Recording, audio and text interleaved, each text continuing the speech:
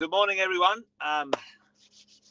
While things are warming up here, a little bit late this morning for the Wealth Coffee Chat, but was out and about having a coffee with a few people. But I hope you're all well. While things are getting going, might just have a quick little intros. Jason Witten's my name. If you didn't already know, most of you know that though. So welcome to a Wealth Coffee Chat from the car today. A little bit miserable where I am, but I hear that it's a little bit cold and rainy wherever you are. So, but if you didn't already know, Jason's my name. Welcome to the show where we maybe have a little conversation around what's going on in the marketplace, fear versus fact. Trying to make a bit of sense about what is happening out there when it comes to property investing. But let us know in the chat. Can you hear me well? I hope you can. Morning, Andrew. How you doing, mate? Good to see you. Who we got in the house? There's Jeff. How are you, Jeff? Good to see you, mate. I thought we might have a quick chat about the idea of what's going to happen today. What happens on the first Tuesday of every month, folks? Put it in the chat. Put it in the chat for me. What happens every month on the first Tuesday of the month? The first Tuesday? I'm pretty sure it's the first Tuesday. Morning, Nat. Morning to you. Hope you're well. Kels. Morning, mate. Good to see you. Sharon. Morning. Mick. Good morning. What happens? Yep, the RBA. The RBA talking about will they increase the cash rate? Will they increase the cash rate? They're meant to catch up today and have a bit of a talk about that. The Reserve Bank, for us as property investors, we're all sitting here waiting with bated breath. What might happen? Well, the inflation figures in the last little bit shows the inflation figures coming down, which is great news. The RBA, what's their target rate, folks? What's their rate? What do they want to get the inflation rate down to? For many of us, we're like, what is inflation? What does it matter? I haven't got time to talk about that one in detail today. But the bank, the lending, the cash rate for the lenders gets set by the Reserve Bank of Australia. And they have a goal. They have a target, ideally 2 to 3%. You're dead right, Chris. You're dead right. The only way they are able to manage that is to reduce or increase the cash rate, which increases the interest rate. What are some of the side effects, though, folks, that do concern us, or we need to understand if the bank is going to continue to increase the cash rate? I'm a little bit 50-50 on this one, to be honest, for today's decision. The inflation figures show that inflation is coming down. That means, hopefully it means that it's working. The RBA thinks, hey, our cash rate increases are working. Hopefully it's getting inflation under control, etc. Will they pause? Will they stop the interest rate, the cash rate rises, or will they give it one more kick just to make sure? I'm a bit undecided. And I'm maybe even on the side of they might give it one more kick. In the past, most times, 9 times out of 10, they overdo it.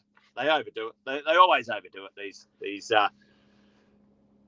These mob, and then they undo it real fast. So if you check in the history of cash rate rises and inflation, sharp, hard cash rate rises, overshoot it, and then away we go. Yep, I think you're right, Alison. That's my call. Probably 60%, one more kick in the guts, and then maybe they'll ease up.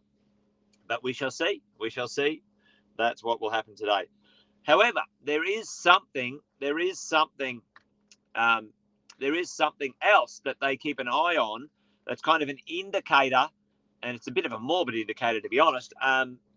There is something that they talk about often in their briefings about why they would stop and or keep going. Does anyone know what that is? What's the other indicator? It's a percentage of something going on in the marketplace. Also, what else do they look at when it comes to not only the inflation rate, folks, but yeah, exactly, Alison. And you know, they've got a target to get unemployment up. Now, it's and that's inaccurate. They're not targeting unemployment per se. However, it's a secondary indicator, which is a bit morbid, right? You know, hopefully people lose their jobs because we've put interest rates up, cash rates up. That makes it harder for people to spend, and then people have less jobs and companies struggle. Like, I mean, that's the side effect. It's not the absolute intention, but that is the side effect. So right now, what does it mean to us as property investors? What do we do know? Here's what we do know, folks. We do know that the speed at which we are seeing the cash rate rises is slowing. We do know that the inflation rate is going down. It's reversing. We do know that unemployment has risen. So it's so all of those things for us as property investors, indications for, let's say, the next 3 to 6 months, are, you know, what I would call positive in comparison to the negative indications of the last 6 months. We are seeing the lenders, because we've got quite an aggressive refinance market going on. A number of lenders are choosing to adjust their refinance buffer rate from 3% to 1%. So lending for refinances is getting a bit easier. And we are seeing certainly the renewal of capital growth in some of the cities. Sydney is leading the way right now, rebounding slow and steady capital growth appreciation. And rents, folks, are still going up. So for me, for you, for us, what do we think? Where are we right now? I think we're all sitting there going, okay, we know we've kind of almost reached the top of the cash rate, the top of the interest rate spot. What's the opportunity right now? And I've been talking about this for quite a while. Certainly the investment opportunity to find some good properties that are going to rent well, because supply is pretty low. You wait till, you know, interest rates start to go down a little bit. It gets easier to borrow. Folks, you ain't seen nothing yet. You know, even now, when the market, the general public is a bit subdued, you still go out to open homes, you go to auctions, you go have a look at good properties. There's a lot of competition on them. And for us as investors, you know, this might be a little lull before the next run, the next pressure, if the interest rates start to come down. I think we will see interest rates come down closer to the end of the year. That's what I think. They'll sort of sit and watch at least a whole quarter play out. You know, July, August, September. So October, November, maybe we'll see. I was talking to Andy Fenton. He was talking about, you know, Mr. Lowe. This could be his last, you know, decision at the RBA. You know, how's he going to go out? Which is he going to go out in a blaze of glory? Probably. He's been the scapegoat, unfortunately. He's been the scapegoat, unfortunately. The government have chucked him under the bus. They've done nothing to help him, other than put more money than they should have into the system and fueled inflation. Anyway, there you go. Well, Adrian, I think the quick guess today, my kind of 60-40 is I think the RBA will do one more kick in the guts. That's my thought. If they don't, they've seen more information that's available to us when it comes to inflation and unemployment. We're talking about those two things, Adrian.